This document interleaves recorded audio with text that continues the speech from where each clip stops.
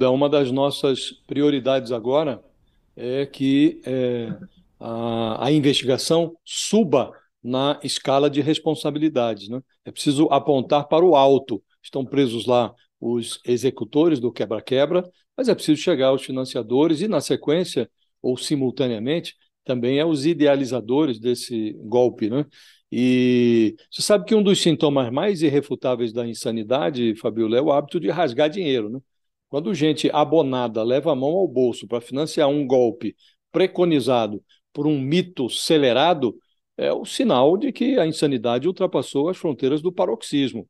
Então, é preciso realmente aprofundar a investigação. Espera-se que esses 8 mandados de prisão sejam cumpridos, que os financiadores do golpe não fujam, né?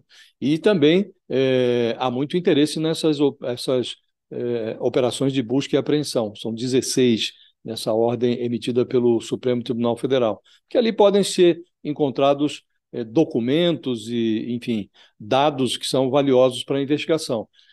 A gente teve hoje aí uma notícia, que está no UOL também, que foi criado lá no Pará, no sul do Pará, um Pix do golpe, né?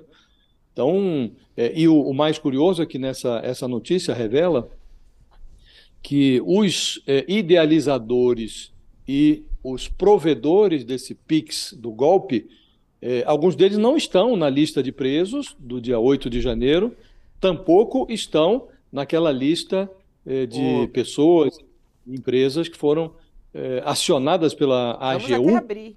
Vamos até Fazer um abrir essa ressarcimento. reportagem, Josias. Olha É lá. a nossa manchete principal nesse momento. Coloca aqui pra gente, David, por favor. Os pecuaristas usavam. Gente, essa história, os pecuaristas eles usavam um Pix de uma loja de informática para financiar os atos. Essa é a notícia, né? Esse Pix dessa loja de informática essa loja ficava no sul do Pará, em Xinguara, e era divulgado por fazendeiros da região para arrecadar verbas para os atos antidemocráticos. E os trechos da conversa de WhatsApp, que foram obtidos pelo Repórter Brasil, e vídeos publicados em redes sociais, revelam um empenho de empresários para levantar os recursos e manter os acampamentos bolsonaristas no Pará e em Brasília. A gente não pode esquecer, né, a infraestrutura desses acampamentos, né? O nosso repórter que esteve lá acompanhando, ele ficou muito impressionado com os restaurantes. Não era ali uma alimentação que era servida, restaurantes montados com churrasco, com pizza, com hot dog. As refeições tinha refeição que tinham 2 ou 3 proteínas, porque o pessoal gosta de carne, né? Os depósitos desse caso aqui, eles eram direcionados para para a empresa USA Brasil, né? USA Brasil, de Xinguara. E na cidade, a loja é associada a um empresário chamado Ricardo Pereira da Cunha, que é conhecido como Ricardo da USA Brasil. E ele foi incitado por um dos 3 envolvidos no atentado à bomba em Brasília em dezembro. Então, quer dizer, tem relação com aquele caso de dezembro. O que, que isso revela, hein? Isso aí revela um pouco dos bastidores, da organização desses atos, né, Josias? Revela, primeiro, esses bastidores a que você se refere, revela que a investigação vai ser muito mais longa do que nós gostaríamos, né? E revela algo que nós mencionávamos há pouco, né? Há pessoas no Brasil que rasgam dinheiro para financiar um golpe que foi idealizado, foi industrializado por um presidente que é visto como um mito e as evidências demonstram que é um mito acelerado. Quando as pessoas começam a botar dinheiro nisso, que significa, em bom português, rasgar dinheiro, é sinal de que realmente tem um pedaço da sociedade brasileira que já não sofre de insanidade, aproveita cada segundo dessa insanidade. E como toda boa invenção da inteligência humana, o Pix veio para o bem, mas também serve para o mal. E no Brasil, serviu para arrecadar dinheiro para um golpe contra a democracia.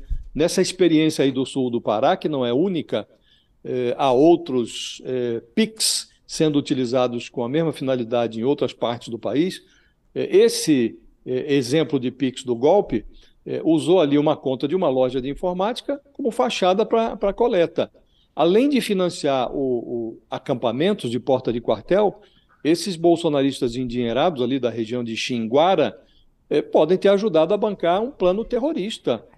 que por muito pouco, por um triz, não explodiu uma bomba aqui nas proximidades do aeroporto de Brasília. Um dos presos, um criminoso que liderou essa tentativa de explosão, ele pediu para telefonar justamente para um dos abonados do Pix lá de Xinguara, do Pará. Então, há uma vinculação entre as coisas. E o que mais surpreende nessa notícia que o UOL divulga para todos nós, Fabíola, é que os organizadores e os contribuintes desse Pix do golpe, eles não constam da lista de presos do 8 de janeiro, também não estão na relação de pessoas e empresas que foram acionadas pela AGU num processo que foi aberto para ressarcir o erário, para ressarcir o Estado dos prejuízos que as falanges bolsonaristas infligiram aos cofres públicos. Essas revelações chegam, inclusive, no instante em que a AGU, a Advocacia Geral da União, pediu à Justiça Federal para elevar a conta do ressarcimento. Em vez de 6,5 milhões de reais, agora a AGU está pedindo 18 milhões de reais.